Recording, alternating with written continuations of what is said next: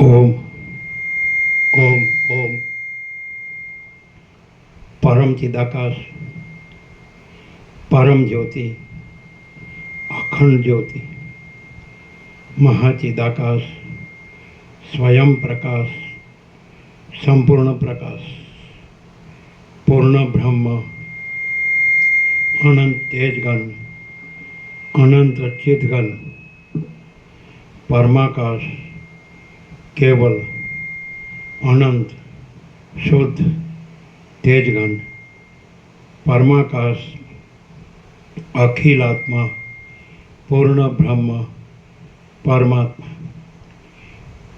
परम चिदाकाश परम ज्योति अखंड ज्योति अनंत पूर्ण परम चिदाकाश परम शांति स्वयं सिद्ध स्वयं प्रकाश स्वयं पूर्ण स्वस्वरूप यही सब कुछ है, इसके सिवा कुछ नहीं है। शून्यभास अनंत कोटि महाकल्पो है ही नहीं।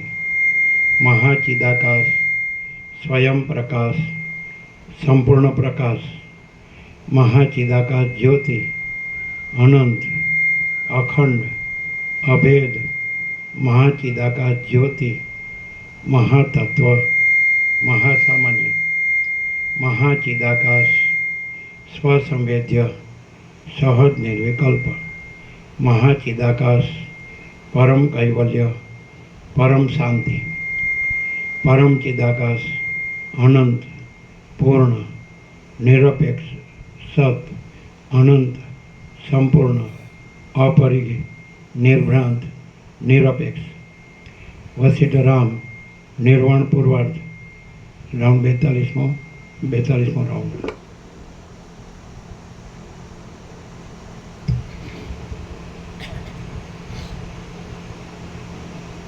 आद्य परब्रह्म सद्गुरु देव की जय।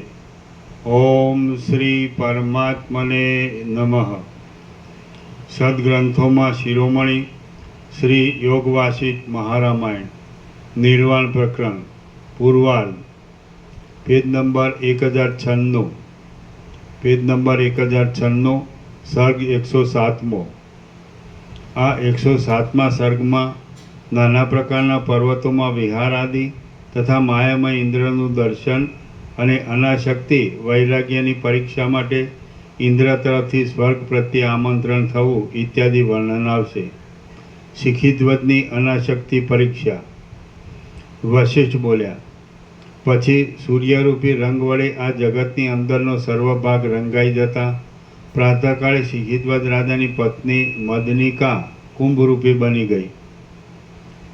એ પ્રમાણે મહેન્દ્રાચળની ગુફામાં રાજા શિખીધ્વજ અને કુંભમુનિ બંને વિવાહ કરીને દેવતાઓના જેવા ભોગો ભોગવનારા પ્રિય દંપતી રૂપ થયા। તે બંને દરરોજ પાકી ગયેલા ફળોના ભારવાળી તથા પુષ્પોથી અને પાંદડાથી શોભતી રંગબેરંગી વનની હારોમાં વિલાસ કરતા હતા। દિવસે તેઓ મિત્ર રૂપે અતિ પ્રસન્ન રહેતા હતા અને રાત્રિએ પ્રિય દંપતી રૂપે બની જતા હતા। દીપક અને તેની પ્રભા કાંતિની પેઠે તેઓ નિરંતર ભેગા જ રહેતા અને કદી પણ જુદા પડતા નહીં। વનના બગીચાઓમાં પર્વતોની ગુફાઓમાં તમાલ વૃક્ષોના સમુદાયવાળા દેશોમાં મંદાર વૃક્ષોના વનોમાં સહ્યાદ્રી દરદૂર કૈલાસ મહેન્દ્રાચળ મલ્યાચળ વિંધ્યાચળ અને લોકાલોક પર્વત એ સર્વની તળેટીમાં અને ગંધમાદન પર્વતમાં તેઓ ક્રીડા કરતા હતા। 3 દિવસે જ્યારે પોતાનો પ્રિયપતિ નિદ્રાને પ્રાપ્ત થાય ત્યારે ચુડાલા પોતાના શહેરમાં જઈ રાજકાર્યોને કરી લઈ પાછી ત્યાં ચાલી આવતી હતી। સ્વચ્છ સ્નેહયુક્ત હૃદયવાળા કુંભમુનિ અને રાજા દિવસે મિત્રરૂપે રહી રાત્રિએ દંપતીરૂપ બની જઈ નાના પ્રકારના પુષ્પોમાં ગરકાવ રહી બંને પરસ્પર બહુ પ્રસન્ન રહેતા હતા અને મનોહર દેવદારના વૃક્ષો વડે ઘેરાયેલા મહેન્દ્રાચળમાં રત્નની ભીંતોવાળા ગુફારૂપી ઘરમાં દેવતાઓએ અને કિન્નરોએ પ્રશંસા કરાયેલા એ દંપતી 1 માસ સુધી રહ્યા। અને તેવી જ રીતે 1 માસ સુધી નીચા હોવાથી હાથ વડે લઈ શકાય તેવી રીતે ઉત્પન્ન થયેલા ભૂખ, તરસ, રોગ, ગળપણ વગેરે હરી લેવાથી સાર્થક એવા ફળ, ફૂલ, પાંદડા આદિને ધારણ કરનારા મંદાર વૃક્ષોના વનોની માળા પંક્તિવાળા શક્તિમાન પર્વતના પાછળના ભાગમાં તેમણે નિવાસ કર્યો. 1 પખવાડિયા સુધી કલ્પલતાના બનાવેલા ગૃહમાં તે રહ્યા. 2 માસ સુધી મૈનાક પર્વતની દક્ષિણ દિશા તરફની તળેટીમાં પારિજાતક વૃક્ષોના વનની અંદર દેવતાઓના ઉપભોગમાં આવનારા પુષ્પોના ગુચ્છાઓ વડે બનાવેલા મંડપમાં તે બંને રહ્યા. મેરુ પર્વતના જમણા ભાગ તરફ જંબુ નદીને કાંઠે જંબુવનના સુવર્ણમય ભાગની નીચે જાંબુના ફળોના રસનો આસ્વાદ પીવાથી પરસેવો, દુર્ગંધ, જરા, રોગ આદિથી રહિત અને સ્થિર યૌવનવાળા થઈ તેમણે 1 મહિના સુધી ત્યાં સ્થિતિ કરી. 10 દિવસ સુધી ઉત્તર કુરુ તરફના દેશોમાં તે રહ્યા અને 27 દિવસ સુધી ઉત્તર કોસલ દેશમાં તેમણે વાસ કર્યો. એવી જ રીતે બીજા અનેક પર્વતોના અને રાજાઓના દેશોમાં મહાભાગ્યવાન એ બંને દંપતી દિવસે મિત્રરૂપે રહેતા હતા અને રાત્રિએ દંપતીરૂપ બની રહેતા હતા. ત્યાર પછી ધીરે ધીરે કેટલાક માસ પસાર થતાં એ દેવપુત્ર કુંભમુનિને રૂપે આવેલી ચુડાલાએ વિચાર કર્યો કે હું સુંદર રૂપવાળા મનોહર ભોગોના ભાર વડે એ શિખીધ્વજ રાજાની પરીક્ષા કરીશ કે જેથી અનાશક્તિ દ્રઢ થઈ જતાં તેનું ચિત્ત પાછું ભોગોને વિશે કોઈ દિવસ આસક્તિવાળું થશે જ નહીં એમ વિચાર કરી ચુડાલાએ માયા વડે એ વનભૂમિમાં દેવતાઓ અને અપ્સરાઓ સહિત ઇન્દ્રને ત્યાં આવેલા દેખાડ્યા. સર્વ પરિવારો સહિત ઇન્દ્રને પોતાની પાસે આવેલા જોઈ વનમાં રહેલા શિખીધ્વજ રાજાએ તેની યથાવિધિ પૂજા કરી.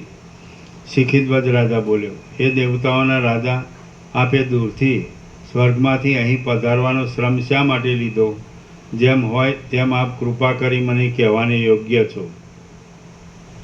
ઇન્દ્ર બોલ્યો, જેમ હૃદય પ્રદેશમાં લાગી રહેલા સૂત્ર વડે દોર વડે વનમાં રહેનારા આકાશચારી પક્ષીઓ ખેંચાઈ આવે તેમ તમારા સારા ગુણો સાંભળી અમે સ્વર્ગમાંથી તમારા અહીં ખેંચાઈ આવ્યા છીએ.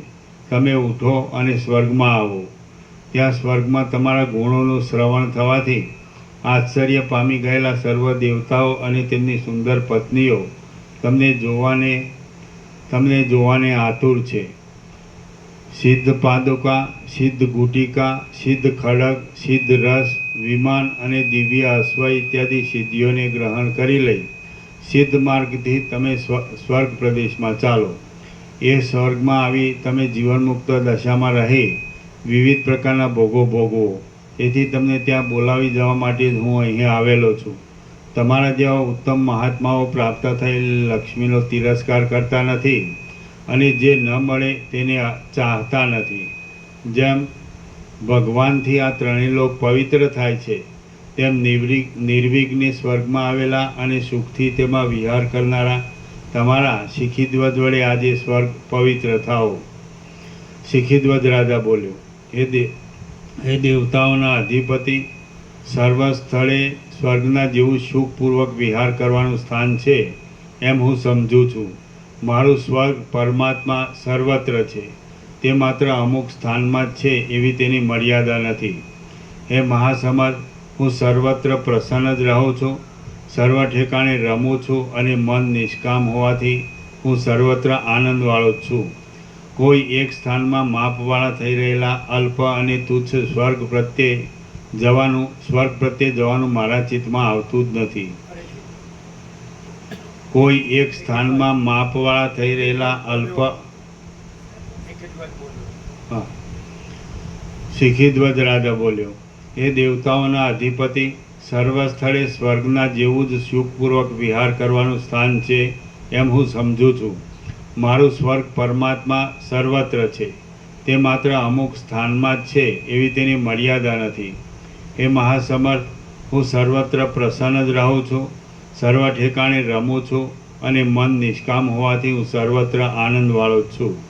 કોઈ એક સ્થાનમાં માપવાળા થઈ રહેલા અલ્પ અને તુચ્છ સ્વર્ગ પ્રત્યે જવાનું મારા ચિત્તમાં આવતું જ નથી. જેથી હું આપની આજ્ઞાનો અમલ કરી શકતો નથી. ઇન્દ્ર બોલ્યો, જાણવાનું સર્વ જેણે જાણી લીધેલું છે એવા પરિપૂર્ણ બુદ્ધિવાળા પુરુષને પોતાની સમાન બુદ્ધિ હોવાથી ભોગવવાનું અને ન ભોગવવાનું એ બંને સમાન જ હોય છે.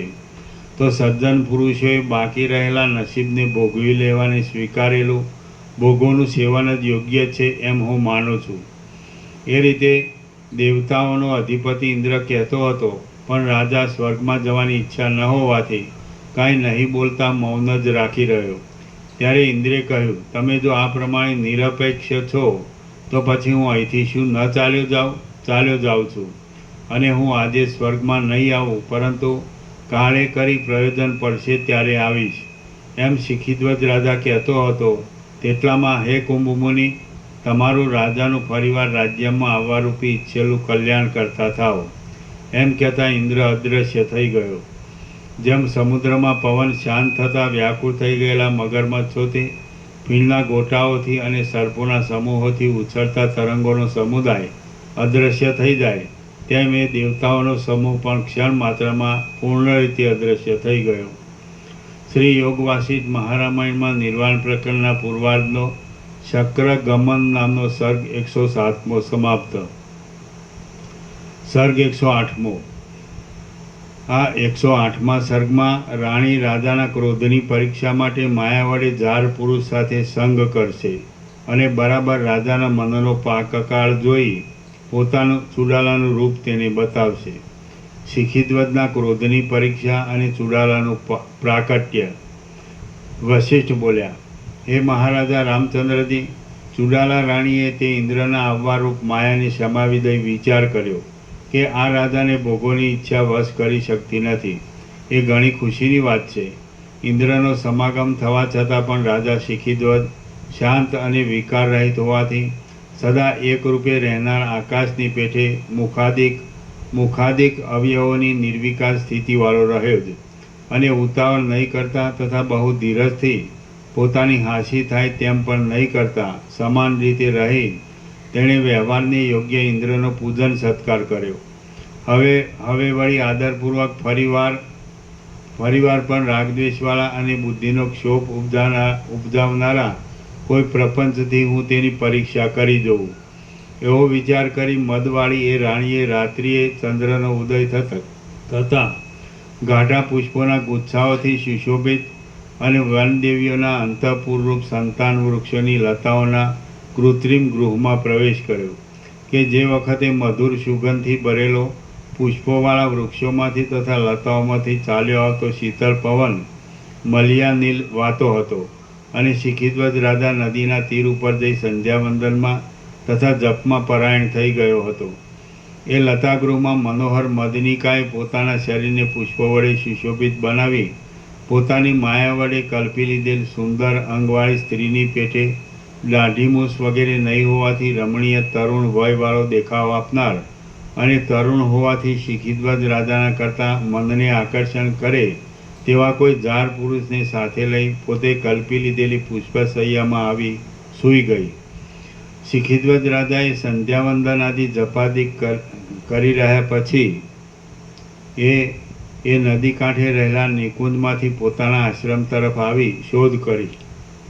ત્યારે લતાગૃહમાં મદનિકાને તથા તેના ગળામાં આલિંગન કરી રહેલ મનોહર મદનિકાના તથા પોતાના કેશ વડે વીંટાયેલ કાંધવાળા ચંદન વડે વ્યાપ્ત થઈ રહેલા અને શયનમાં આળોટવાથી તથા દબાવાથી શિથિલ થઈ ગયેલા મુકુટને ધારણ કરનારા જાર પુરુષને તેણે દીઠો કે જેના કાન, કપોલ, કેશપાશ અને નેત્રના ખૂણા સુવર્ણના જેવા મહાકાંતિમાન કોણીથી બેવડ વાળેલા સુવર્ણ સરખા સુંદર મદનિકાના હાથરૂપી ઓશિકાઓ પર રહેલા હતા. પરસ્પર હસતા ચહેરાવાળું, આસક્તિને લીધે એકબીજાના મુખ તરફ જોઈ રહેલું, કલ્પલતાઓના વસ્ત્રોથી શોભાવાળું, પુષ્પશૈયાની પોતાની કામચેષ્ટાથી ચપળ કરનાર, કામાતુર, વ્યાકુળ થઈ ગયેલું, એકબીજાના અવયવોનો સ્પર્શ થવાના બાનાથી પોતાના પ્રેમને પરસ્પર અર્પણ કરવાનો ડોળ બતાવતું, એકબીજાની સામે જોતું, સમાન આનંદને ધારણ કરનાર, પ્રબળ મદને લીધે મંદતાવાળું, પરસ્પર એકબીજાને પુષ્પો વડે પ્રહાર કરતું, વક્ષસ્થળથી દબાયેલ સ્તન ભાગવાળું એ સ્ત્રી પુરુષનું યુગલ રાજાના જોવામાં આવ્યું. એ જોઈ રાજા શિખીધ્વજ નિર્વિકાર ચિત્તથી ક્રોધ નહીં પામતા પરિપૂર્ણ રીતે સંતુષ્ટ થયો અને તેણે પોતાના મનમાં કહ્યું કે અહો, આ બંને જાર આશુકમાશુક કેવા સુખપૂર્વક રહેલા છે. પોતાનું રાજાનું દર્શન થવાથી ભયભીત બની ગયેલા એ યુગલને પ્રિય આશુકમાશુક, તમે તમારી જેમ ઈચ્છા હોય તેમ સુખથી વિહાર કરો, હું તમને વિઘ્ન નહીં કરું, એમ કહી રાજા ત્યાંથી જતો રહ્યો. આ પ્રમાણે એક મુહૂર્ત માત્ર રહી પોતે માયા વડે રચેલા એ પ્રપંચને સમેટી લઈ પોતાના શરીરને સંભોગ વડે ખીલેલું અને આકુર થયેલું જણાવતી તે રાણી લતાગૃહમાંથી બહાર આવી અને એકાંતમાં સુવર્ણશિલા ઉપર બેઠેલા કાંઈ ખુલ્લા નેત્રવાળા સમાધિસ્થ રાજાને તેણે જોયો. ખેદયુક્ત મ્લાન થઈ ગયેલી અને સુંદર અંગવાળી મદનિકા એ રાજા પાસે આવી. લજ્જા વડે પોતાના મુખને નીચું નમાવી ક્ષણ માત્ર મૌનપણે ઊભી રહી. શિખીધ્વજ રાજા ક્ષણવારમાં ધ્યાનમાંથી વિરામ પામી ક્ષોભ વગરની નિર્વિકાર બુદ્ધિ વડે રાણી પ્રતિ નીચે પ્રમાણે અત્યંત મધુર વાક્ય બોલ્યો. હે કોમલાંગી, તું આનંદમાં રમતી હતી તે કેમ જલ્દી વિઘ્નને પ્રાપ્ત થઈ અહીં આવતી રહી? સર્વ પ્રાણી માત્ર આનંદને માટે જ યત્ન કરે છે. માટે તું પાછી ફરીથી જા અને વિવેકવાળા હાવભાવથી તારા મનોહર પ્રિય ઝાડને પ્રસન્ન કર. કેમ કે પરસ્પર ઈચ્છા કરાયેલા સ્વાભાવિક સ્નેહ આ ત્રણેય લોકમાં દુર્લભ છે. હે માનવતી, એ વાતથી મને ઉદ્વેગ પ્રાપ્ત થતો નથી. વિવેકી પુરુષે જે વસ્તુ પોતાને અતિ પ્રિય હોય તે તારી પેઠે બીજાને ઉપભોગમાં આવવાની છે એમ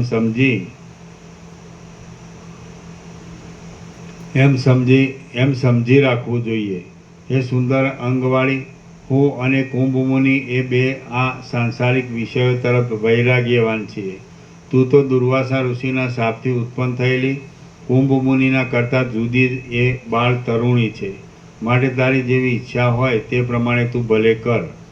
મદનિકા બોલી, હે મહાભાગ્યવાન, આપના કહેવા પ્રમાણે સ્ત્રીઓનો સ્વભાવ ચંચળ હોય છે. પુરુષના કરતાં સ્ત્રીઓમાં 8 ગણો કામ વિશેષ રહે છે. માટે આપ મારા પર કોપ કરવાને યોગ્ય નથી. આપ સંધ્યાવંદન અને જપમાં તત્પર હતા તે વખતે આ ઝાડ પુરુષે આવી મને પ્રાર્થના કરી, હું કે જે તું અબળા જાત છું તે આ ગહન વનમાં રાત્રિને વખતે એકલી શું કરી શકું? પતિને પરાધીન હોવાથી સ્વતંત્રતા વગરની વિવાહિત સ્ત્રી કે યોગ્ય વયવાળી કુમારી એકાંતમાં ઝાડ પુરુષને પ્રાપ્ત થઈ સંભોગ રોકી શકતી નથી. અને કદાચિત દૈવયોગથી આ વેળા ઝાડ પુરુષ સાથે રતિમાં વિઘ્ન પડી જાય તો પોતાના અંગમાં પ્રાણ અને ચિત્ત આદિને સંતાપ થવાને લીધે સ્થિર રાખી શકતી નથી. જો પુરુષને વશ કરી શકે એવી સુંદરતાવાળી સ્ત્રીઓ એકાંતમાં પુરુષ પાસે જાય તો તેનો સમાગમ નહીં થવામાં બીજો કશો પ્રતિબંધ હોતો નથી. પતિ આદિનો ક્રોધ, શાસ્ત્રમાં જણાવેલો પરપુરુષ સંગનો નિષેધ, લોકોના તરફની અપવાદરૂપી નિંદા અને પતિવ્રતાપણું એ પ્રબળ કામવેગ વડે દબાઈ જવાથી શું કરી શકે છે? કાંઈ નહીં. વળી હું બળરહિત બાળક અને મૂળ સ્ત્રી જાત છું. આપના અપરાધનું પાત્ર થયેલી છું. હે પ્રિયપતિ, આપ તે ક્ષમા કરવાને યોગ્ય છો, કેમ કે આપ જેવા મહાત્માઓ ક્ષમાશીલ હોય છે.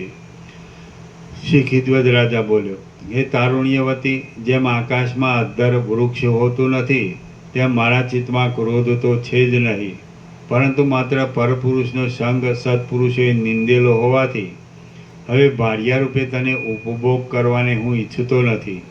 હે સુંદર અંગવાળી, વૈરાગ્યથી આપણે બંને વનના અંતભાગોમાં પ્રથમની પેઠે મિત્રભાવથી નિત્ય ભેગા જ રહી સુખથી ક્રીડા કરીએ. વશિષ્ઠ બોલ્યા.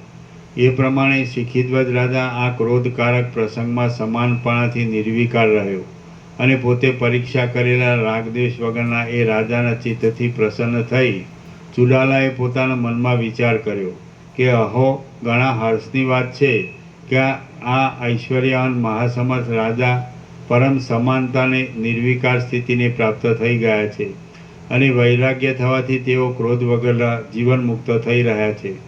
આ રાજાને તે ભોગો તથા મોટી સિદ્ધિઓ પણ પોતાના તરફ ખેંચી શકતી નથી. સુખો, દુઃખો, આપત્તિઓ અને સંપત્તિઓ આ રાજાને વિકારવાન કરી શકતી નથી. મારા વિચારવામાં આવતી સર્વ જીવનમુક્તના લક્ષણરૂપ શાંતિ, ક્ષમા, ધૈર્ય, તૃપ્તિ આદિ ઉત્તમ સમૃદ્ધિઓ કેમ જાણે કોઈ બીજા નારાયણનો આશ્રય કરી રહેલી હોય તેમ એક રાજાનો આશ્રય કરી રહી છે. હવે હું મારું બધું વૃત્તાંત એ જીવનમુક્ત રાજાને યાદ કરાવું તથા આ કુંભમુનિના રૂપનો ત્યાગ કરી ચુડાલા બની જાઉં. એમ વિચાર કરી જેણી યોગના બળે સર્વ પ્રકારની સંપૂર્ણ શક્તિઓ મેળવી છે તેવી એ ચુડાલાએ તે વખતે તત્કાળ મદનિકાના શરીરનો ત્યાગ કરી પોતાનું ચુડાલાનું શરીર રાજાને દેખાડ્યું. યોગની ધારણાવાળી એ ચુડાલા કોઈ સંપુટમાંથી બહાર નીકળ્યાની પેઠે કેમ જાણે મદનિકાના શરીરમાંથી જ પ્રકટ થઈ બહાર નીકળતી હોય તેમ રાજાની પાસે શોભવા લાગી. સુંદર અંગવાળી, પતિનું મનોરંજન કરવામાં મહાચતુર એ મનોહર મદનિકાને ખરી ખાતરીથી પોતાની પૂર્વપત્ની ચુડાલા રૂપે થઈ ગયેલી રાજાએ જોઈ. કેમ જાણે વસંત ઋતુમાં ખીલેલી કમલીની જ હોય તેમ ખીલેલી અને પ્રથમ સીતાજી રૂપે પૃથ્વીમાં રહી પછી પૃથ્વીમાંથી બહાર પ્રકટ થયેલી સાક્ષાત લક્ષ્મી જ હોય તેવી દેખાતી તથા કેમ જાણે રત્નના સંપુટમાંથી બહાર નીકળેલી હોય તેવી સુઘડ પોતાની પ્રિય પત્ની ચુડાલા તે રાજાના જોવામાં આવી. શ્રી યોગ વાસિષ્ઠ મહારામાયણમાં નિર્વાણ પ્રકરણના પૂર્વાર્ધનો શિખીધ્વજના ક્રોધની પરીક્ષા ચુડાલાનું પ્રાકટ્ય નામનો સર્ગ 108મો સમાપ્ત. સર્ગ 109મો. આ 109મા સર્ગમાં રાજા ચુડાલાને જોઈ કેટલુંક પૂછીદો છે અને તે બધું ધ્યાન વડે અનુભવી વિસ્મય પામી પ્રસન્ન થશે. ત્યાર પછી તે ચુડાલાની પ્રશંસા કરી તેને આલિંગન આપી ત્યાં જ રાત્રિ ગાળશે એ કથા કહેવામાં આવશે. ચુડાલા અને શિખીધ્વજનો પુનઃ સંયોગ. વશિષ્ઠ બોલ્યા, પછી પોતાની એ પ્રિય પત્ની ચુડાલાને જોઈ તેના નેત્રો વિસ્મયથી ખીલ્યા છે તેઓ રાજા શિખીધ્વજ આશ્ચર્ય વડે આકુળ થઈ ગયેલી વાણી વડે આ પ્રમાણે બોલ્યો. હે કમળના જેવા મનોહર નેત્રવાળી સુંદરી, તું કોણ છે? ક્યાંથી અહીં આવી છે? તું શું અહીં જ રહે છે? અને જો અહીં જ રહે છે તો કેટલા વખતે અને શા માટે અહીં રહેલી છે? અવયવ વડે, તેની ચેષ્ટા વડે તથા સ્નેહ ભરેલી વચન રચનાની પદ્ધતિ વડે મારી પ્રિયા ચુડાલાના પ્રસિદ્ધ વિલાસથી કેમ જાણે તું સાક્ષાત તેની જ મૂર્તિ હોય તેવી દેખાય છે. ચુડાલા બોલી, હે પ્રિય પતિ, જેમ આપ કહો છો તેમ જ છે. હું ચુડાલા જ છું, એમાં કાંઈ સંશય નથી. આજે ઘણે દિવસે મારા સ્વાભાવિક ચુડાલાના દેહ વડે આપનું મને મળવું થયું છે. આ વનની અંદર આપને બોધ કરવા માટે જ કુંભ આદિ દેહોને નિર્માણ કરી આ બધી જાતનો પ્રપંચ મેં જ રચ્યો હતો. જ્યારથી આપ મોહ વડે રાજ્યનો ત્યાગ કરી વનમાં પધાર્યા ત્યારથી માંડીને હું જ આપને બોધ આપવા માટે પ્રયત્ન કરતી હતી. આ કુંભ મુનિના શરીરથી મેં જ આપને બોધ આપ્યો છે. મેં કુંભ આદિ જે દેહ ધારણ કરેલો છે તે આપને બોધ આપવા માટે જ છે. એ તત્વને જાણનાર મહારાજ, એ કુંભ મુનિ આદિ સગળું મેં માયા વડે જ કલ્પી લીધું છે. તેમાંનું કંઈ પણ સાચું નથી. હવે આપ વિદિત વેદ્ય જાણવાનું સર્વ જેણે જાણી લીધું છે તેવા થયા છો માટે ધ્યાન વડે એ સર્વ અખંડિત રીતે જોઈ શકશો. તેથી તરત ધ્યાન વડે આપ એ વાતનું અવલોકન કરો. આ પ્રમાણે ચુડાલાના કહેવાથી રાજાએ સિદ્ધ આસન રચી યોગશાસ્ત્ર અનુસાર ધારણાને અનુકૂળ પડે તેઓ આસનાદિ વિધિ કલ્પી લઈ રાજ્યના ત્યાગથી માંડી ચુડાલાનું દર્શન થયું ત્યાં સુધીનું પોતાનું સર્વ વૃત્તાંત વિશેષપણાથી કરેલા ધ્યાન વડે બરાબર ચોખ્ખી રીતે જોયું. રાજ્ય ત્યાગથી આરંભી વર્તમાન ક્ષણના ક્રમ સુધી પોતાનું સર્વ વૃત્તાંત રાજાએ મુહૂર્ત માત્ર ધ્યાન કરી જોઈ લીધું. એ સર્વ જોઈ રાજા સમાધિમાંથી જાગ્રત થયો. સમાધિમાંથી ઉઠેલા અને હર્ષથી ખીલેલા નેત્રકમળવાળા એ રાજાએ, જેને હર્ષના રોમાંચ થયેલા છે તેવા પોતાના બંને હાથને વેગથી પહોળા કરી કેમ જાણે પોતાના અવયવો લજ્જાથી તથા હર્ષથી ગળી જતા હોય તેમ ઈચ્છાપૂર્વક ઘાટા સ્નેહથી નેત્રમાંથી હર્ષાશ્રુ પાડતા ઘણા વખત સુધી પોતાની પ્રિયા ચુડાલાનું નોળિયો જેમ પોતાની પ્રિયાનું આલિંગન કરે તેમ આલિંગન કર્યું. એ બંનેના આલિંગનમાં જે કાંઈ અવર્ણનીય શૃંગાર રસનો ભાવ ઉત્પન્ન થયો તે વાસુકીની જીભથી પણ વર્ણવી શકાય તેવો ન હતો. સ્વર્ગમાં અમાવાસ્યાને દિવસે પરસ્પર મળી જઈ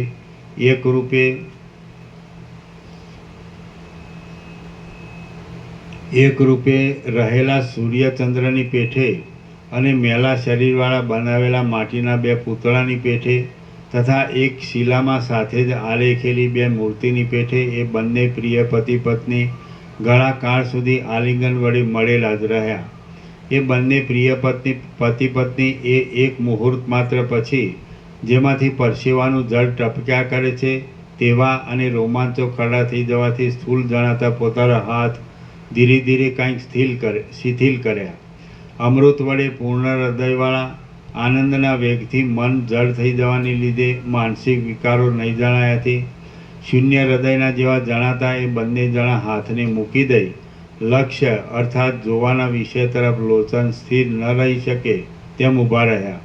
ઘાટા આનંદથી વ્યાપ્ત થઈ ગયેલા એ રાજાએ ક્ષણ માત્ર મૌનપણે ઊભા રહી દાઢી ઉપર હાથ રાખી વિવેક વડે ચતુરાઈ ભરેલી રીતે પોતાની પ્રિયાને કહ્યું કે પોતાની કુલીન કાંતાનો મનોહર અત્યંત મધુર અને સ્નેહવાળો પવિત્ર પ્રેમરસ અમૃતના કરતાં પણ અધિક સ્વાદિષ્ટ છે. તું કે જે અતિ કોમળ અંગવાળી અને બાલચંદ્રમાના જેવી અતિ રમણીય છે તેણે પોતાના પતિને મને પરમ પુરુષાર્થની મોક્ષની સિદ્ધિ થાય તેવા હેતુથી કેટલો બધો મહાદારુણ કલેશ સહન કર્યો. તેમજ દુઃખ વડે માંડ તરી શકાય એવા સંસારરૂપી ખાડામાંથી મને જે સ્નેહાર્દ્ર બુદ્ધિથી પાર ઉતાર્યો તેને પણ કોની ઉપમા આપી શકાય? કશાની નહીં. અરુંધતી, ઇન્દ્રાણી, પાર્વતી, સાવિત્રી, લક્ષ્મી અને સરસ્વતી એ બધા તારા ગુણો પાસે પોતાના ગુણોની શોભાથી હલકા જેવા દેખાય છે.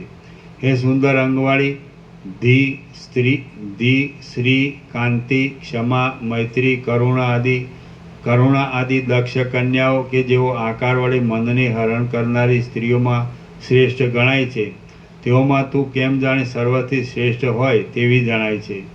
પરમ દ્રઢ નિશ્ચયથી તે મને બોધ આપ્યો છે, જ્ઞાન ઉત્પન્ન કર્યું છે. તો કયો બદલો વાળો કે જેથી તારું ચિત્ત પ્રસન્ન થાય?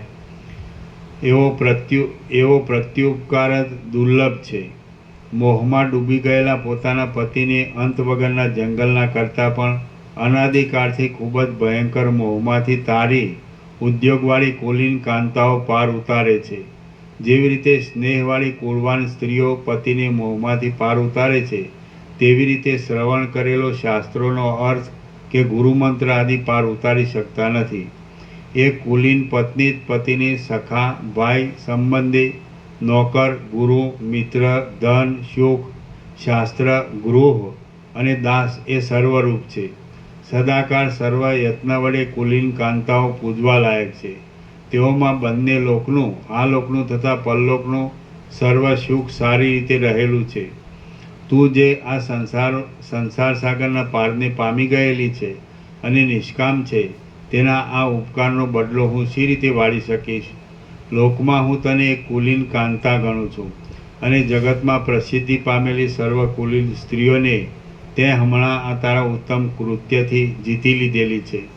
કુળવાન સ્ત્રીઓની સુજનતા આદિ ગુણોની ચર્ચામાં તું પ્રથમ પંક્તિમાં ગણાઈશ. તું કે જે અરુંધતી આદિના કરતાં પણ ગુણ સમૂહ વડે સર્વથી શ્રેષ્ઠ છે તેને સર્જનારા વિધાતા ઉપર અરુંધતી આદિ કુલીન સ્ત્રીઓ જરૂર કોપને પ્રાપ્ત થયેલી હશે એમ હું માનું છું. રૂપ અને સૌજન્ય આદિ ગુણોરૂપી રત્નોને રહેવાના સંપૂર્ણ રૂપ તું ખરેખર સતી છે. અહીં આવ અને હું કે જે તારા ગુણોમાં મોહી ગયાથી તારી તરફ ખેંચાઈ ગયો છું તેને ફરીથી આલિંગન કર. વશિષ્ઠ બોલ્યા. એમ કહી બાલમૃગના જેવા વિશાળ નેત્રવાળી ચુડાલાનું શિખિધ્વજે નોળિયો જેમ પોતાની પ્રિયાને આલિંગન કરે તેમ ફરીવાર દ્રઢ રીતે આલિંગન કર્યું. ચુડાલા બોલી, હે મહારાજ, આપ વ્યાકુળ ચિત્તવાળા થઈ નીરસ ક્રિયાજાળમાં જ્યારે તત્પર હતા ત્યારે હું વારંવાર આપને માટે બહુ દુઃખી થતી હતી અને તેને લીધે જ તમને બોધ આપવા રૂપી મારો સ્વાર્થ જ મેં સાધેલો છે. તેમાં હે મહારાજ, આપ મારી મોટાઈ શું કરો છો? શિખીધ્વજ રાજા બોલ્યો, હે શ્રેષ્ઠ, સિંહના જેવી પાતળી કેડવાળી તે જેમ આ પવિત્ર સ્વાર્થને સાધી લીધો છે તેવી રીતે હમણાં બીજી કુલાંગનાઓ પણ તેઓ પવિત્ર સ્વાર્થ સાધી લે. ચુડાલા બોલી, હે મહાસમર્થ પ્રિય પતિ, તમે જગતરૂપી જાળના પરમ અવધિરૂપ પરમાત્મામાં શાંતિ પામી શું બોધવાન થયા? આજે પ્રથમના મોહને તમે સાક્ષી રૂપે રહી શું કાંઈ તુચ્છ રૂપે જુઓ છો કે શું કાંઈ તુચ્છ રૂપે જુઓ છો કે આ કરું, આ ન કરું, આ મેળવું એવી તૃષ્ણાવાળી સ્થિતિને મનમાં શું હવે હસો છો કે? તેમ બુદ્ધિની અપક્વ દશાને લીધે રહેલી કોમળતાને પણ શું હસો છો કે? હે મહારાજ, તે પ્રથમની તુચ્છ તૃષ્ણાઓનું સ્ફુરવું તથા તે સંકલ્પોની કલ્પનાઓ જેમ આકાશની અંદર નિરાધાર પર્વત ન જોવામાં આવે તેમ આજે તમારામાં જોવામાં આવતી નથી. હે પ્રિય મહાસમર્થ રાજા, શું તમે હવે સર્વ વાત સમજી ગયા કે હમણાં તમે કોનામાં નિષ્ઠા રાખી રહ્યા છો તથા શી ઈચ્છા લેખો છો? પહેલાં થયેલા દેહના વ્યવહારોને તમે સત્ય કે તુચ્છ લેખો છો? શિખીધ્વજ રાજા બોલ્યો, પુષ્પો વડે પૂર્ણ એવી નીલકમળની માળાને સાદ્રશ્ય વડે અનુસરનારા સુંદર નેત્રવાળી હે પ્રિયા, તું પોતે જ મારા આત્મારૂપ છે અને જેમ તું મોહ, વિવેક કે તત્વજ્ઞાન વગેરે જેની અંદર પ્રકાશકપણાથી રહેલ છે તેની અંદર હું પણ તેવી જ રીતે પ્રકાશક આત્મારૂપે રહું છું. હું ચેષ્ટા રહિત છું, નિરવયવ છું, આકાશના જેવો સ્વચ્છ છું, નિષ્પૃહ છું, શાંત છું અને પરમાર્થ દ્રષ્ટિથી પરબ્રહ્મ રૂપ જ છું. હું આજે ઘણે કાળે દેહાદિમાંથી અહંભાવ છોડી દઈ વસ્તુતઃ જે ચિદાત્મા રૂપ રહેલો છું તે રૂપે જ થઈ રહ્યો છું. ફક્ત આત્મપરાયણ થઈ ગયેલા ચિત્તના એક જ માર્ગ પર રહેલો હું એવી તો સર્વથી ઉત્તમ આનંદની દશાને પ્રાપ્ત થયો છું કે જે દશાને મહાસામર્થવાળા વિષ્ણુ, મહાદેવ આદિ દેવો પણ દૂર કરવાની શક્તિમાન નથી. જે મનવાણીથી અગોચર હોવાથી કાંઈ પણ નથી તે શુદ્ધ ચિદાકાશમાં જ નિષ્ઠા રાખી હું પોતાના સ્વરૂપમાં રહેલો છું. ભ્રમર જેવા સુંદર નેત્રવાળી હે પ્રિયા, હું હવે સંસારરૂપી ભ્રમથી છૂટી ગયો છું. હું પ્રસન્ન નથી તેમ ખેદવાળો પણ નથી. આ દ્રશ્ય કાર્યવર્ગ હું નથી તેમજ બીજું તેનું કારણ પણ હું નથી. હું સ્થૂલ નથી તેમ સૂક્ષ્મ પણ નથી, પરંતુ હે સુંદરી, હું સત્ય આત્મતત્વરૂપ છું. સૂર્ય આદિ તેજોમંડળથી બહાર નીકળેલા અને ભીંત ઉપર નહીં પડેલા માત્ર આકાશમાં જ ફેલાયેલા, જેનો વધારો પણ નથી તેમ જેનો નાશ પણ નથી તેવા પ્રકાશના જેવો હું છું. હું શાંત છું. જગતની સર્વ વિષમતાને દૂર કરનારી એવી સર્વત્ર સમાનતાને હું ધારણ કરનારો છું અને મન કે લિંગ દેહ વિનાનો થઈ ગયો છું. હું નિર્વાણને પ્રાપ્ત થયો છું. હે પતિવ્રતા, હું સદાકાળ સમાન એક જ સ્થિતિમાં રહેનારો છું. હું જે છું તે જ છું. બીજું કાંઈ કહેવાની હું શક્તિમાન નથી. હે તરંગના જેવા ચપળ કટાક્ષવાળી રાણી, તું જ મારો ગુરુ છે, માટે હું તને નમન કરું છું. વિશાળ નેત્રોવાળી પ્રિયાની મહેરબાનીથી હું આ સંસાર સાગરને તરી પાર ઉતર્યો છું. 100 વાર દમણથી અગ્નિમાં ધમેલા સુવર્ણની પેઠે હવે હું ફરીવાર મેલવાળો થઈશ નહીં. હું શાંત, સ્વસ્થ, કોમળ, પોતાના સ્વરૂપની નિષ્ઠામાં જ અત્યંત ઉદ્યોગી, વૈરાગ્યવાન, વાસનારહિત બુદ્ધિવાળો, સર્વને પાર કરી ગયેલો અને આકાશની પેટે સર્વમાં રહેલો છું. ચુડાલા બોલી, હે મહાધૈર્યવાન,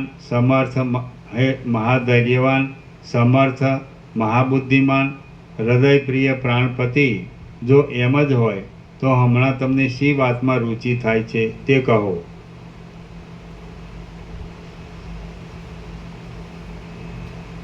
શિખીધ્વજ રાજા બોલ્યો, અમુક વસ્તુ મારે જોઈએ કે નહીં તે હું જાણતો નથી, તેમ મને કાંઈ રુચિ છે તેમ પણ નથી.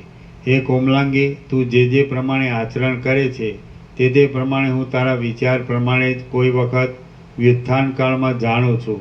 હે પ્રિયા, જે તારા મનમાં આવતું હોય તે સર્વ કોઈ જાતના વિઘ્ન વિના ભલે થાઓ. હું આકાશના જેવો નિર્લેપ હોવાથી કોઈ જાતનો યોગ્ય સંયોગ કરવાનું જાણતો નથી.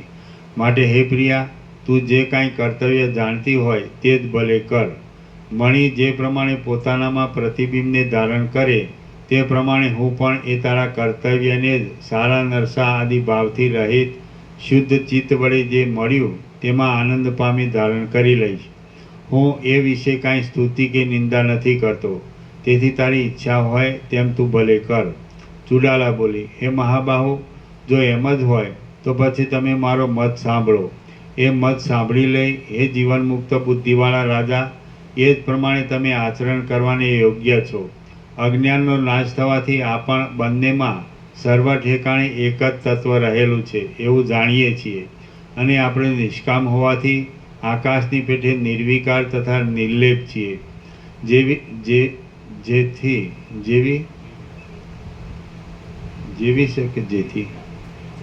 જેવી આપણને રાજ્યાદિકની ઈચ્છા છે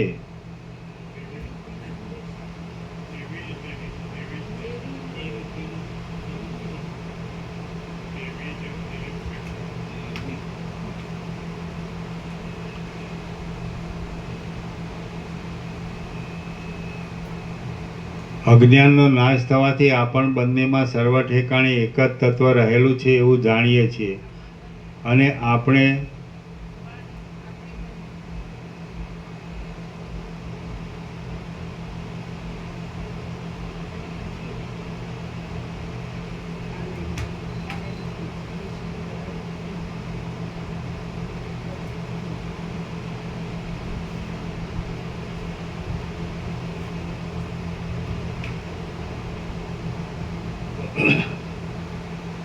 અજ્ઞાનનો નાશ થવાથી આપણ બંનેમાં સર્વ ઠેકાણે એક જ તત્વ રહેલું છે એવું જાણીએ છીએ. આપણ બંને નિષ્કામ હોવાથી આકાશની પેઠે નિર્વિકાર તથા નિર્લેપ છીએ. જેવી આપણને રાજ્યાદિકની ઈચ્છા છે તેવી જ તેની ઉપેક્ષા પણ છે. યથાપ્રાપ્ત વર્તવું એ જ આપણી માટે ઉચિત છે. ચક્ષુ આદિ ઇન્દ્રિયો તથા પ્રાણને પોતપોતાના વિષયો તરફથી ખેંચી લેવાથી આત્મામાં શું વિશેષ થાય છે? કાંઈ નહીં. સાધન કાળમાં જો કે તેની જરૂર છે તો પણ આત્મામાં કે જે વૃદ્ધિ અને નાશથી રહિત છે તેમાં તેથી કાંઈ સુધારો વધારો થતો નથી. અને સિદ્ધાવસ્થાવાળાને તો સર્વ સમાન જ નિષ્ક્રિય અને અસંગ ચૈતન્યરૂપ થયેલો કયો પુરુષ દેહ ઇન્દ્રિયોમાં અધ્યાસ વડે તે સ્વરૂપને માની લઈ નસીબ પ્રમાણે આવી પડતા ભોગોનો અનાદર કરે? કોઈ ન કરે. માટે હે પુરુષ શ્રેષ્ઠ, પ્રારબ્ધના ભોગ માત્રથી એ ભોગના આદિમાં, અંતમાં કે મધ્યમાં આપણે જે સ્વભાવવાળા હતા તે સ્વભાવવાળા માત્ર મોહને ત્યજી દઈને કે માત્ર બાકી રહેલા નસીબને ભોગ વડે ઓછું કરવા માગીએ છીએ. આપણે કંઈ બદલાઈ ગયા નથી, તેમ હવે બદલાઈ જઈશું પણ નહીં. તો હવે બાકી રહેલા આયુષ્યને રાજ્ય ભોગ વડે ગાળી ક્રમે કરી કોઈ કાળે પ્રારબ્ધ ક્ષય થયેથી આપણે વિદેહ મોક્ષને પ્રાપ્ત થઈ જઈશું. શિખિધ્વજ રાજા બોલ્યો, હે ચંચળ પ્રિયા, આપણે આદિ, અંત અને મધ્યમાં કેવા છીએ અને માત્ર અવશેષ રહેલા એક પદાર્થને ત્યજી દઈ કેમ રહીએ તે તું કહે. ચુડાલા બોલી, હે નૃપ શ્રેષ્ઠ, આપણે ભોગના આદિકાળમાં, અંતકાળમાં અને મધ્યકાળમાં સ્થૂળદર્શીથી રાજા જ છીએ.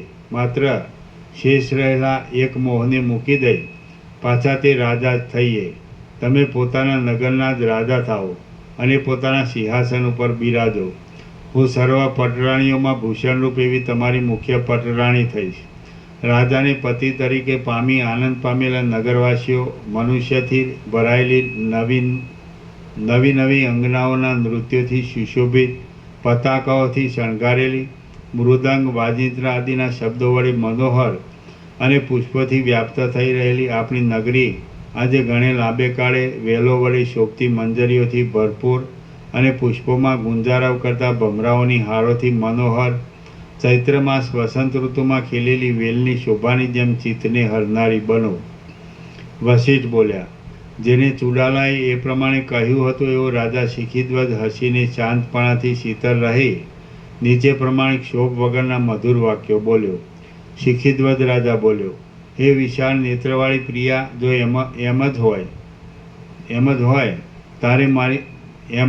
એમ હોય તારે મારી સાથે રહી ભોગ ભોગવવાની ઈચ્છા હોય તો આપણને સ્વર્ગમાં સિદ્ધ લોકોના ભોગની લક્ષ્મી આધીન જ છે.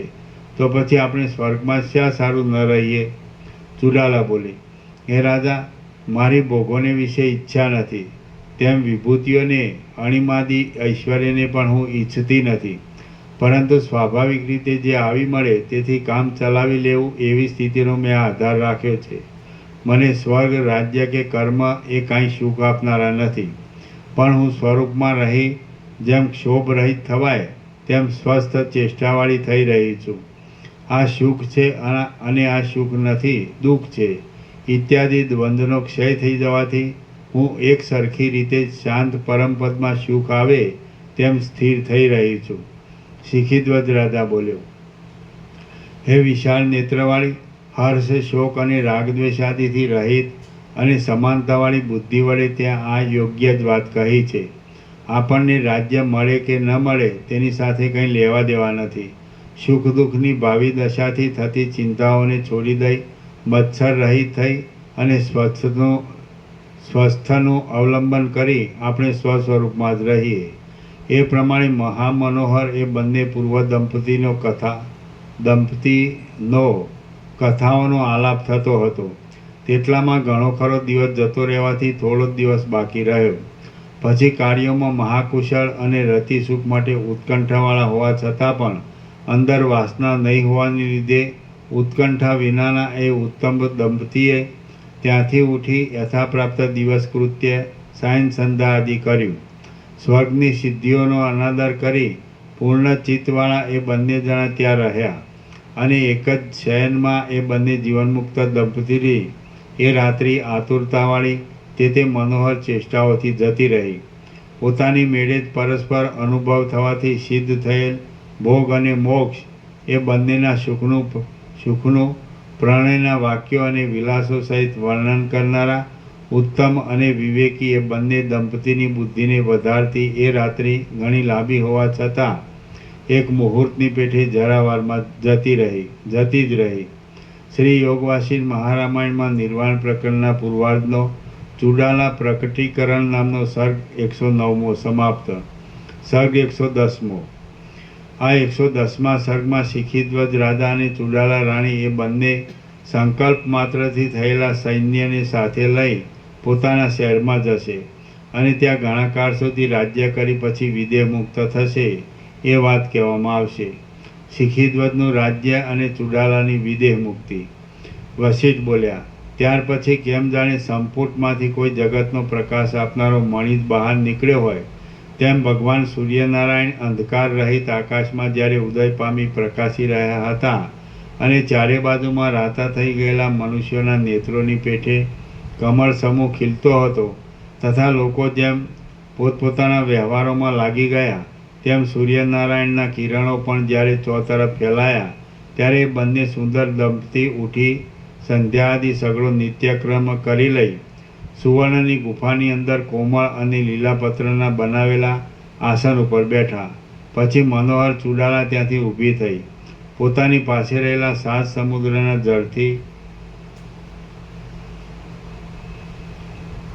સમુદ્રના જળથી ભરેલા કુંભને રાજ્યાભિષેક કરવા માટે કલ્પ્યો અને તે મંગળ કુંભ વડે પૂર્વ દિશા તરફ મુખ રાખી રહેલા પોતાના પતિનો એકાંતમાં એ પત્ની ચુડાલાએ પોતાના રાજ્ય ઉપર અભિષેક કર્યો. કોમળ અંગવાળી અને દેવતાના જેવી રૂપમતી ચુડાલાએ સંકલ્પ માત્ર વડે પ્રાપ્ત થયેલા સુવર્ણના સિંહાસન ઉપર બેઠેલા અને અભિષેક કરાયેલા રાજાને કહ્યું કે હે પ્રિય પતિ, કેવળ ઋષિ લોકોને યોગ્ય આ શાંત તેજને હવે છોડી દઈ 8 લોકપાલોના તેજને આપ ધારણ કરવા યોગ્ય છો. ચુડાલાના કહેવાથી મનમાં શિખીધ્વજ રાજા ભલે હું તેમ જ કરું છું એમ બોલતા તે શિખીધ્વજ મહારાજાપણાને પ્રાપ્ત થયો. પછી પ્રતિહારીના સ્થાનમાં રહેલી માનવતી ચુડાલાને આજે હું તને દેવીના સ્થાનમાં અભિષેક કરી મુખ્ય પટરાણી બનાવું છું. એમ કહી તળાવમાં સ્નાન કરાવી મહારાણી પટરાણીના પદ ઉપર તેનો અભિષેક કરી રાજાએ પોતાની પ્રિયાને કહ્યું કે હે કમળપત્રના જેવા સુંદર નેત્રવાળી પ્રિયા, તું યોગ સિદ્ધિ વડે પર સત્ય સંકલ્પ હોવાથી ક્ષણ માત્રમાં તારા સંકલ્પથી ઉત્પન્ન થયેલા આભૂષણ, અલંકાર, શસ્ત્ર, અસ્ત્ર આદિ મહાવૈભવવાળા જબરા સૈન્યને ભેગું કરવાને તું યોગ્ય છે. એ પ્રમાણે પોતાના પ્રિયપતિના વચન સાંભળી સ્ત્રીઓમાં શ્રેષ્ઠ ચુડાલાએ જેમ વર્ષાઋતુ મેઘને ઉત્પન્ન કરે તેમ અનેક યોદ્ધાવાળા સૈન્યને સંકલ્પ વડે ઉત્પન્ન કર્યું. ઘોડાઓ અને હાથીઓથી ઘેરાયેલું, પતાકાઓ વડે આકાશને ભરી દેતું, વનભૂમિમાં બધે પથરાયેલું, મૃદંગ, વાજિંત્ર આદિના શબ્દો વડે પર્વતની ગુફામાં અંદરના ગહન ભાગમાં પ્રતિધ્વનિ પડછંદાને ઉત્પન્ન કરતું, મુકુટમાં રહેલા રત્નોના મોટા પ્રકાશથી અંધકારરૂપી પડદાને ખસેડી નાખનાર એ સૈન્ય તે બંનેએ જોયું. અને તેની અંદર રાજા અને રાણી એ બંને દંપતીએ બીજા રાજાઓના મંડળ વડે વીંટાયેલા અને આનંદ પામેલા સામંતોએ રક્ષા કરાયેલા ઉત્તમ ગંધદ્વીપ ઉપર સવારી કરી. એના નીચે ટાંચ છે. જે હાથીના મદનો ગંધ બીજા હાથીઓને સહન ન કરી શકે તે ગંધદ્વીપ અથવા ગંધગજ કહેવાય છે. ત્યાર પછી મહાબળવાન પાયદળથી અને રથોથી પૂર્ણ રીતે ભરેલા પોતાના સૈન્યને ચલાવનારો, પર્વતોને પણ હલાવી દે તેવી પ્રબળ સેનાવાળો એ શિખીધ્વજ રાજા કેમ જાણે પૃથ્વીમાંથી ઉઠેલા પવનના ઝપાટાથી પૃથ્વીને અને પર્વતને ભેદી નાખતો હોય તેમ પોતાની પ્રિય પટરાણી ચુડાલા સહિત વનમાંથી બહાર નીકળ્યો. મહેન્દ્રાચળથી ચાલેલો એ રાજા રસ્તામાં પર્વતોને, દેશોને, ગામડાને અને જંગલોને જોતો તથા પોતાની પ્રિયાને પોતાના પ્રથમના તે દેશો સાથે થયેલા સર્વ વૃત્તાંતને જણાવતો થોડા વખતમાં સ્વર્ગના જેવી મહારમણીય પોતાની નગરી પાસે આવી પહોંચ્યો. ત્યાં તે રાજાના સામંતો જેઓને પોતપોતાના જુદા જુદા દેશના અધિપતિપણા ઉપર નિમ્યા હતા તેઓ આદરપૂર્વક રાજાના આવવાની વાટ જોઈ રહ્યા હતા. તેઓ જય જયકારના શબ્દ વડે રાજાના આવવાની ખબર થતાં સામૈયું કરવાની સામા બહાર નીકળ્યા. પછી ભેગા થઈ જતાં એકતાને પ્રાપ્ત થઈ ગયેલા અને મૃદંગ, વાજિંત્ર આદિના ઊંચા શબ્દો વડે શોભાવાળા એ બંને સૈન્યોની સાથે એ રાજાએ નગરમાં પ્રવેશ કર્યો. શહેરની સ્ત્રીઓએ અક્ષત અને પુષ્પાંજલિઓથી વધાવેલો રાજા એક પછી બીજા એમ એકબીજાની શોભાથી ચડિયાતા લાગતા બજારને જોતો પતાકા અને ધજાઓથી સુશોભિત, મોતીઓના ચોક પૂરવાથી મોતીઓના સમૂહ વડે મનોહર, નૃત્ય કરતી તથા ગાયન કરતી વારાંગનાઓથી રમણીય અને કૈલાસની પેટે પોતાના સ્થાનમાં જ અચળ થઈ રહેલા પોતાના ગૃહમાં એટલે દરબારગઢમાં બેઠો. એ દરબારગઢમાં રાજાને યોગ્ય દહીં, દુર્વા, અક્ષત, શંખ, વીણા, ક્ષત્ર, ચામર આદિ અનેક જાતના મંગળ પદાર્થો રાખવામાં આવ્યા હતા. ત્યાં જઈ નમ્રતાવાળા સર્વ કારભારી મંડળ વગેરેનું તેણે સારી રીતે સન્માન કર્યું. 7 દિવસ સુધી રાજાએ પોતાના શહેરમાં અત્યંત મોટો ઉત્સવ કર્યો અને પોતે અંતઃપુરમાં રહી પોતાના રાજ્ય કાર્યો કર્યા. હે રામચંદ્રજી, એ રાજા 10,000 વર્ષ સુધી ભૂતળમાં રાજ્ય કરી ચુડાલાની સાથે દેહધારણથી વિરામ પામ્યો, વિદેહ મુક્તિના સુખને પ્રાપ્ત થયો. હે રામચંદ્રજી, એ રીતે દેહાદિમાં જેને દોષદ્રષ્ટિ છે તેને લીધે સ્નેહ રહી તે મહાબુદ્ધિશાળી રાજા સ્નેહ વિનાના તેલ વગરના દીવાની પેઠે દેહનો ત્યાગ કરી પુનર્જન્મ નહીં થવા માટે નિર્વાણને પામી ગયો. 10,000 વર્ષ સુધી સમદ્રષ્ટિપણાથી ચુડાલા સહિત પોતાના રાજ્યમાં સ્મરણ કરી તે નિર્વાણ પદને પામ્યો, વિદેહ મુક્ત થયો. ભયથી અને ખેદથી રહિત થઈ ગયેલા, અભિમાન અને મત્સર વિનાના, પ્રકૃત પ્રસંગ પ્રાપ્ત સ્વાભાવિક કાર્યોને આચરનારા, ભોગવી લીધેલા ભોગો વિશે વિરક્ત બુદ્ધિવાળા એ આર્ય રાજાએ સર્વમાં સમાન બુદ્ધિ રાખી જ્ઞાન વડે મૃત્યુને જીતી લઈ 10,000 વર્ષ સુધી એક છત્રે રાજ્ય કર્યું. ઘણા લાંબા કાળ સુધી સર્વ રાજાઓના શિરોમણી રૂપે રહી પૃથ્વીમાં અનેક ભોગોને ભોગવી લઈ કેવળ સત્તા માત્ર રૂપે બાકી રહેલો એ રાજા જરા મરણથી રહિત એવા પરમ પદને પ્રાપ્ત થઈ ગયો. હે રામચંદ્રજી, એવી જ રીતે તમે પણ પ્રારબ્ધ યોગે આવી પડેલા ચાલુ વ્યવહારોને નિભાવી શોક રહિતપણાથી સમાધિમાં રહો, કિંવા પોતાની મેળે બળાત્કારથી ચિત્તને રોકી ભોગ અને મોક્ષ આદિની લક્ષ્મીનો સાક્ષી રૂપે અનુભવ કરીને સ્વસ્થ થાઓ. શ્રી યોગવાસિત મહારામાયણમાં નિર્વાણ પ્રકરણના પૂર્વાર્ધનો ચૂડાલા સ્પર્શરૂપ દર્શન નામનો સર્ગ 110મો સમાપ્ત. સર્ગ 111મો. આ 111મા સર્ગમાં રાણી ચૂડાલાએ જેમ રાજાનું સર્વસ્વ છોડાવ્યું હતું તેમ કચ્છનો પિતા કચ્છના સર્વસ્વનો ત્યાગ કરાવશે અને અંતે અહંકારનો ત્યાગ થયેથી કચ્છ પૂર્ણ સ્થિતિવાળો થશે એ વર્ણન કરવામાં આવશે. કચ્છોપાખ્યાન. વશિષ્ઠ બોલ્યા, ઉપર પ્રમાણેની શિખીધ્વજ રાજાની સર્વ કથા મેં તમને કહી. એ માર્ગે ચાલવાથી તમે કદી પણ ખેદને પ્રાપ્ત થશો નહીં. રાગદ્વેષનો નાશ કરનારી આ દ્રષ્ટિને ધારણ કરી તમે નિત્ય આસક્તિ વગરની વૈરાગ્યવાળી બુદ્ધિ વડે તે પરમપદને પ્રાપ્ત કરો. હે રામચંદ્રજી, જેમ શિખીધ્વજે ભોગ અને મોક્ષ બંનેનો અનુભવ કરતા રાજ્ય કર્યું તેમ તમે પણ રાજ્યમાં વ્યવહાર કરતા ભોગ અને મોક્ષ બંનેને સારી રીતે મેળવો. હે રામચંદ્રજી, બૃહસ્પતિનો પુત્ર કચ્છ શિખીધ્વજના સર્વ ત્યાગના ક્રમ વડે જે રીતે બોધને પ્રાપ્ત થયો તે રીતે તમે પણ બોધ મેળવો. રામ બોલ્યા, હે મહારાજ, મહાસમર્થ ઐશ્વર્યવાળા બૃહસ્પતિનો કચ્છ જે રીતે જ્ઞાનને પ્રાપ્ત થયો તે આપ સંક્ષેપથી મને કહો. વશિષ્ઠ બોલ્યા, હે મહારાજા રામચંદ્રજી, પોતાની વિદ્યાથી અત્યંત શોભતા દેવતાઓના ગુરુ બૃહસ્પતિનો પુત્ર કચ્છ શિખીધ્વજ રાજાની પેઠે જ પરમ બોધને પ્રાપ્ત થયો હતો. એ કથા તમે સાંભળો. યૌવનની શરૂઆતમાં સંસારને તરી જવાને ઈચ્છનાર શબ્દ અને તેના અર્થને સમજી શકે તેવા કચ્છે બૃહસ્પતિને નીચે પ્રમાણે પૂછ્યું. કચ્છ બોલ્યો, હે સર્વધર્મને જાણનાર ભગવાન, હે મહારાજ, જીવરૂપ વાસનામય તંતુ વડે બંધાયેલો મનુષ્ય આ સંસારરૂપી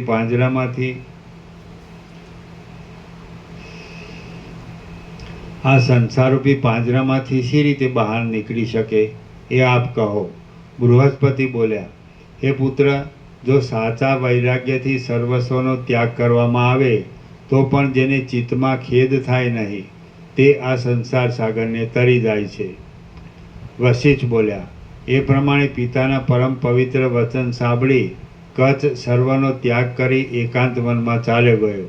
બૃહસ્પતિને તેના જવાથી કશો શોક થયો નહીં, કેમ કે મહાન પુરુષો સંયોગ અને વિયોગના સંબંધમાં મેરુના જેવું દ્રઢ અને મોટું મન રાખનારા હર્ષ શોક રહિત હોય છે.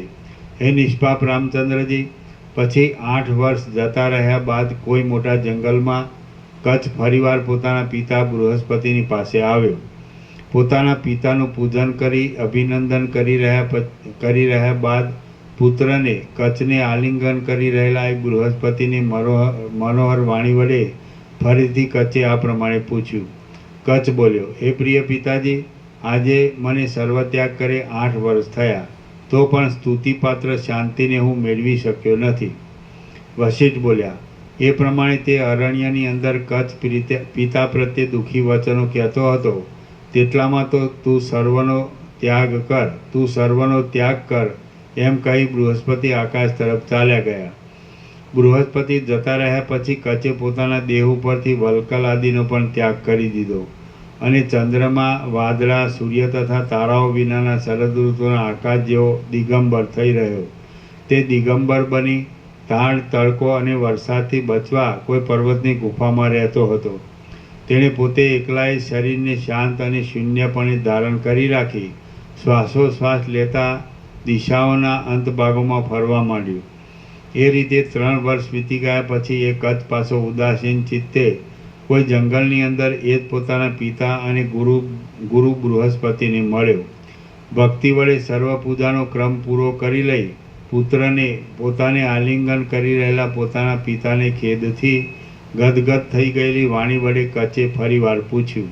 કચ્છ બોલ્યો, હે પિતાજી, મેં સર્વ કંથા અને વેણુલતા, કમંડલો, દર્ભાસન, મૃગચર્મ આદિનો પણ ત્યાગ કર્યો તથાપિ હજી મને પોતાના પરમપદમાં શાંતિ મળી નથી, માટે હવે હું શું કરું? બૃહસ્પતિ બોલ્યા, હે પુત્ર, ચિત્ત જ સર્વથી પર કહેવામાં આવે છે. તેનો ત્યાગ કરવાથી તું અપૂર્વ શોભાવાળો થઈશ. સર્વવેદતા પુરુષોએ ચિત્તનો ત્યાગ એ સર્વ ત્યાગ છે એમ નિશ્ચયપૂર્વક જાણેલું છે. વશિષ્ઠ બોલ્યા, બૃહસ્પતિ એ પ્રમાણે પુત્રને કહી વેગ વડે આકાશ તરફ ઉડ્યા અને કચે કોઈ જાતનો બુદ્ધિમાં ખેદ લાવ્યા વિના ત્યાગ કરવા સારું ચિત્તને શોધવા માંડ્યું. જ્યારે જંગલમાં બહુ વિચાર કરવા છતાં પણ એ કચ્છ ચિત્તને જાણી શક્યો નહીં, ત્યારે બુદ્ધિ વડે તેણે પોતાના પિતાજીનું ચિંતન કર્યું અને ત્યાં પિતાજી પાસે જવાનું ધાર્યું. દેહાદિ પદાર્થનો સમૂહ કાંઈ ચિત્ત શબ્દથી કહેવાતો નથી. તેમ એ દેહાદિ શું ચિત્તનું છે અથવા તો ચિત્ત પોતે જ ક્યાં છે? આવા સંદેહને લીધે નિરપરાધી એ દેહાદિનો હું શા માટે વૃથા ત્યાગ કરું? ચિત્તરૂપી મહાશત્રુને ઓળખવા માટે હું પાછો પિતાજી પાસે જાઉં અને તેને ચિત્તને ઓળખી લઈ તત્કાળ એ ચિત્તનો ત્યાગ કરો તથા સંતાપ રહી શાંતિવાળો થઈને રહો. વશિષ્ઠ બોલ્યા, એ પ્રમાણે વિચાર કરી કચ્છ સ્વર્ગ પ્રત્યે ગયો અને બૃહસ્પતિ પાસે જઈ સ્નેહપૂર્વક વંદન કરી પ્રણામ કર્યા તથા બૃહસ્પતિને એકાંતમાં પૂછ્યું કે હે મહારાજ, ચિત્ત શું છે તે આપ કહો. એ ચિત્તનું સ્વરૂપ કૃપા કરી આપ મને બતાવો કે જેથી હું તેનો ત્યાગ કરું.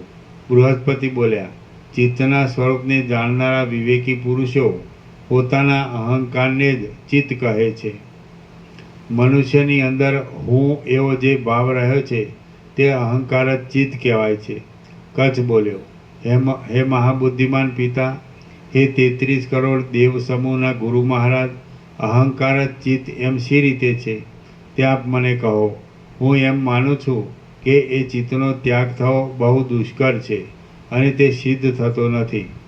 હે યોગ્યોમાં શ્રેષ્ઠ પિતાજી, એ ચિત્તનો શી રીતે ત્યાગ કરી શકાય? બૃહસ્પતિ બોલ્યા, પુષ્પને તોડવા કરતાં અને નેત્રને મીંચવા કરતાં પણ અહંકારનો ત્યાગ બહુ જ સહેલો છે, જેમાં જરા પણ કલેશ નથી. હે પુત્ર, જે રીતે એ સિદ્ધ થાય છે તે હું કહું છું, તે તું શ્રવણ કર. જે વસ્તુ માત્ર અજ્ઞાનથી જ પ્રસિદ્ધ હોય તે જ્ઞાન થયાથી નાશ પામી જાય છે. હે પુત્ર, ખરી વસ્તુનો વિચાર કરતાં મિથ્યા થયેલા બ્રહ્મની જેમ અહંકાર જ નથી અને તે મિથ્યા છતાં બાળકે કલ્પી લીધેલા વેતાળની પેઠે કેમ જાણે સત્ય હોય તેમ અજ્ઞાનીની દૃષ્ટિમાં થઈ રહ્યો છે. જેમ રજ્જુમાં સર્પપણું અને ઝાંઝવાના જળમાં જળની બુદ્ધિ માત્ર મિથ્યા આભાસ રૂપે સ્ફુરે છે, તેમ અહંકાર પણ માત્ર મિથ્યા આભાસ રૂપે સ્ફુરે છે. જેમ ચંદ્રમાં દ્વિત્વ બેપણું મિથ્યા છતાં ભ્રાંતિથી ભાસે છે, તેમ અહંકાર પણ માત્ર ભ્રાંતિ વડે સ્ફુરે છે, તે સત્ય નથી. તેમ સત સાચો અને ખોટો બંને વિરુદ્ધ ધર્મવાળો પણ નથી અને પ્રતીતિમાં આવતો હોવાથી સસલાના શૃંગની જેમ સાવ અસત છે એમ પણ કહી શકાતું નથી. કેવળ અનાદિ અનંત સર્વને સાક્ષી રૂપે જાણનાર, આકાશથી પણ અતિ નિર્મળ, જેની અંદર કોઈ પણ જાતનો મેલ રહ્યો નથી એવું શુદ્ધ, સર્વ મનુષ્યોમાં સર્વ ઠેકાણે રહેલ, સર્વને પ્રકાશ આપનાર એક ચૈતન્ય માત્ર બ્રહ્મ જ છે અને એક તે જ જેમ સમુદ્રના ચંચળ તરંગોમાં જળદ તરંગ રૂપે જોવામાં આવે તેમ સર્વરૂપે જોવામાં આવે છે. તેમાં વળી અહંકાર કેવો અને ક્યાંથી અને શી રીતે ઉત્પન્ન થયો? કેવળ અનાદિ અનંત સર્વને સાક્ષી રૂપે જાણનાર, આકાશથી પણ અતિ નિર્મળ, જેની અંદર કોઈ પણ જાતનો મેલ રહ્યો નથી એવું શુદ્ધ, સર્વ મનુષ્યોમાં સર્વ ઠેકાણે રહેલ, સર્વને પ્રકાશ આપનાર એક ચૈતન્ય માત્ર બ્રહ્મ જ છે અને એક તે જ જેમ સમુદ્રના ચંચળ તરંગોમાં જળદ તરંગ રૂપે જોવામાં આવે તેમ સર્વરૂપે જોવામાં આવે છે.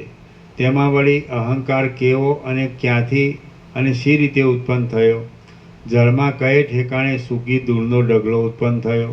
અગ્નિથી કયે ઠેકાણે જળની ઉત્પત્તિ થઈ? એ રીતે અસંભવિત હોવાથી અહંકાર ઉત્પન્ન જ નથી થયો. માટે હે પ્રિય પુત્ર, આ દેહાદિ કે જે પિતા વગેરેમાંથી ઉત્પન્ન થયેલ છે તે હું છું એવી પરિમિત નાના આકારવાળી, તુચ્છ અને દિશા તથા કાળ એ બંને વડે વૃદ્ધિ અને નાશ આદિ વિકારને પ્રાપ્ત થનારી ખોટી ભ્રાંતિને તું ત્યજી દે. દિશા, કાળ આદિ વડે જેને મર્યાદા નથી એવા અનંત, સ્વચ્છ, નિત્ય પ્રકાશ, સર્વવ્યાપી, વ્યવહારદર્શીથી સર્વ પદાર્થોને રૂપે ભાસતું અને પરમાર્થ દ્રષ્ટિએ જોતા માત્ર અદ્વૈત સ્વરૂપ, નિર્મળ, એક કેવળ ચૈતન્ય રૂપ બ્રહ્મ સ્વરૂપ જ તું છે. હા.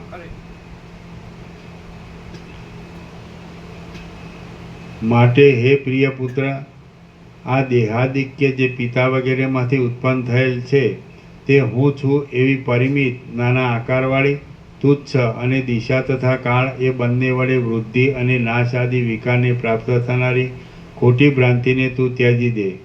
દિશા, કાળ આદિ વડે જેને મર્યાદા નથી એવા અનંત, સ્વચ્છ, નિત્ય પ્રકાશ, સર્વવ્યાપી, વ્યવહારદર્શીથી સર્વ પદાર્થોને રૂપે ભાસતું અને પરમાર્થદર્શીએ જોતા માત્ર અદ્વૈત સ્વરૂપ, નિર્મળ, એક કેવળ ચૈતન્યરૂપ બ્રહ્મ સ્વરૂપ જ તું છે. જેમ સર્વ દિશાઓ તરફ રહેલા ફળ, પુષ્પ અને પત્ર એ સર્વનો કારણરૂપ અને સારરૂપ તો તેની અંદર રહેલો રસ જ છે, તેમ તું જ આ સર્વ જગતના કારણરૂપે અને સારરૂપે સર્વની અંદર સદાકાળ રહેલ છે અને અત્યંત નિર્મળ, અનંત ચિદાત્મા રૂપ છે.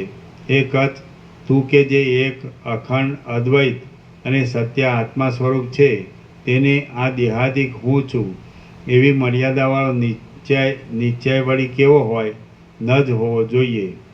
શ્રી યોગવાસિત મહારામાયણમાં નિર્વાણ પ્રકરણના પૂર્વાર્ધનો કચ્છ પ્રબોધ નામનો સર્ગ 111મો સમાપ્ત. ઓમ ઓમ ઓમ. 1109.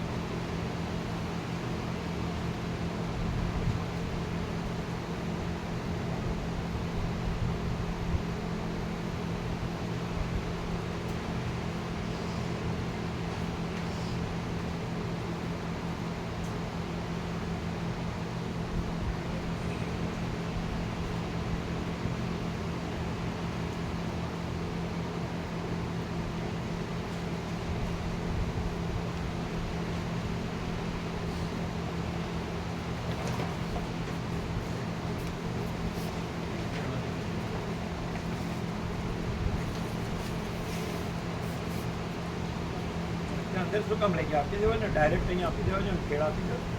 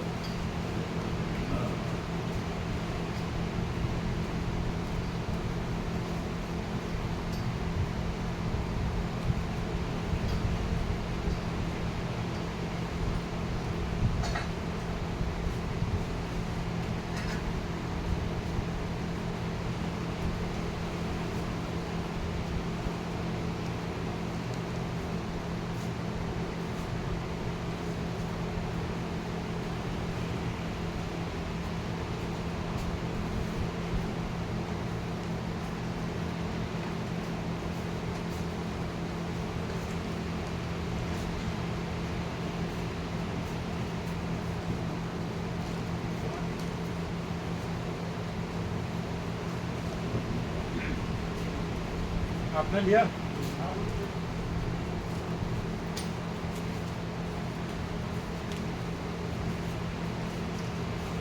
थैंक यू सेमिनार कौन से मैच गणित में ગણિત મેથમેટિક્સ શીખાવે.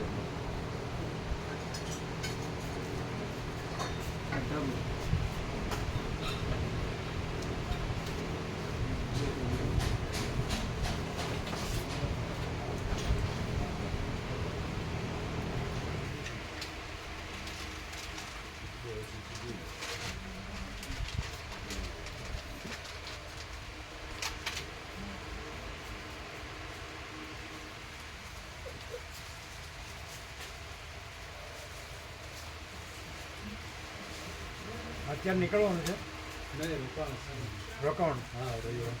હા તો પ્રસાદ રવિવાર સુધી.